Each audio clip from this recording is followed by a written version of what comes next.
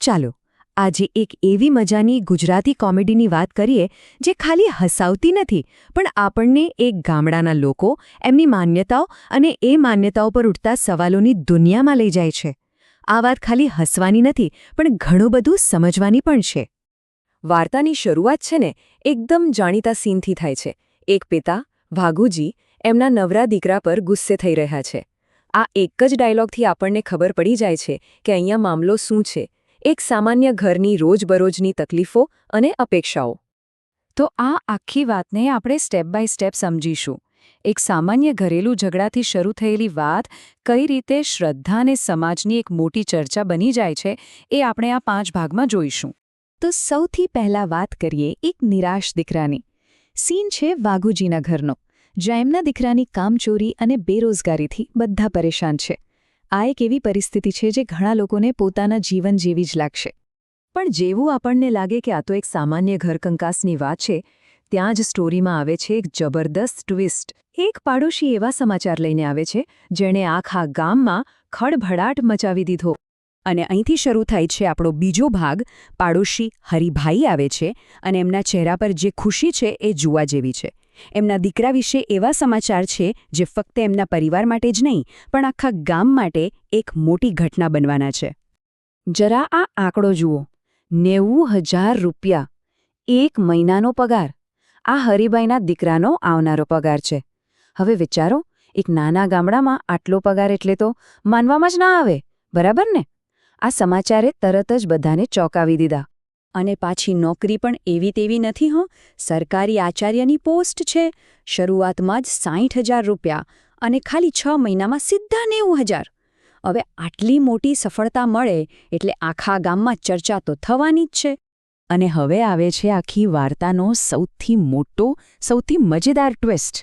હરિભાઈ કહે છે કે આ બધું એમના દીકરાની મહેનતથી નથી થયું, આ તો માતાજીનો ચમત્કાર છે. અને સૌથી મજાની વાત શું છે ખબર છે? આ માનતા રાખવાની સલાહ કોણે આપેલી? ગામના સૌથી મોટા નાસ્તિક વાઘુજીએ, એ પણ પાછા પીધેલી હાલતમાં. હવે આખી વાત સમજવા માટે માનતા એટલે શું એ સમજવું બહુ જ જરૂરી છે. સીધી ભાષામાં કહીએ તો એ ભગવાન સાથેનો એક પ્રકારનો સોદો છે. ભક્ત કંઈક માંગે છે અને જો એ મળી જાય તો વચન પ્રમાણે કંઈક કરવું પડે છે. આ જ કોન્સેપ્ટ આખી વાર્તાના કેન્દ્રમાં છે. હવે હરિભાઈ જેવા જે લોકો માને છે એમના માટે તો લોજિક એકદમ સિમ્પલ છે. જો પ્રોબ્લેમ હતો, માનતા રાખી અને કામ થઈ ગયું, બસ આ જ એમના માટે ચમત્કારનો પાકું પુરાવો છે. અને માનતા પણ કોઈ નાની સૂની નહોતી હો, રમેલની માનતા હતી. હવે રમેલ એટલે ગામનો બહુ મોટો ધાર્મિક મેળો જેમાં આખું ગામ ભેગું થાય. એટલે હવે આ વાત ખાલી હરિભાઈના ઘરની ન રહી, આખા ગામની બની ગઈ. તો હવે શું થાય? પહેલાં તો બધાને નવાઈ લાગી, પણ હવે ધીરે ધીરે લોકોના મનમાં શંકાઓ થવા માંડી.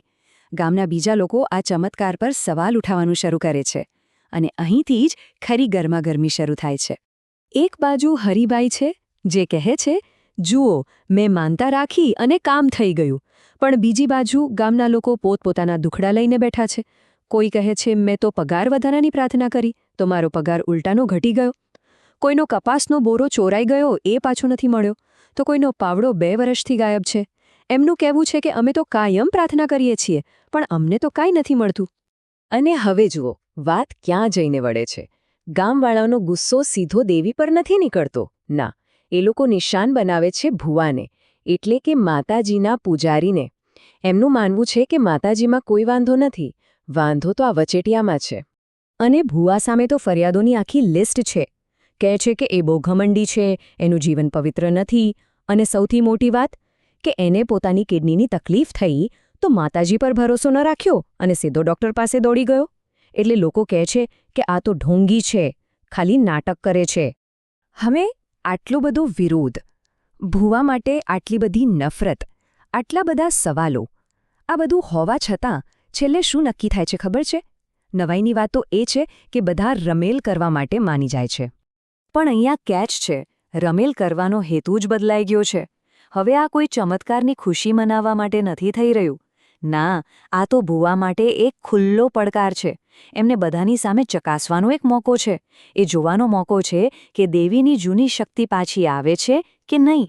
મતલબ કે શંકા હોવા છતાં પરંપરાએ બધાને ભેગા તો કરી દીધા, પણ એક નવા જ મકસદ સાથે. અને આ આખી વાત આપણને એક બહુ મોટા સવાલ પાસે લાવીને મૂકી દે છે.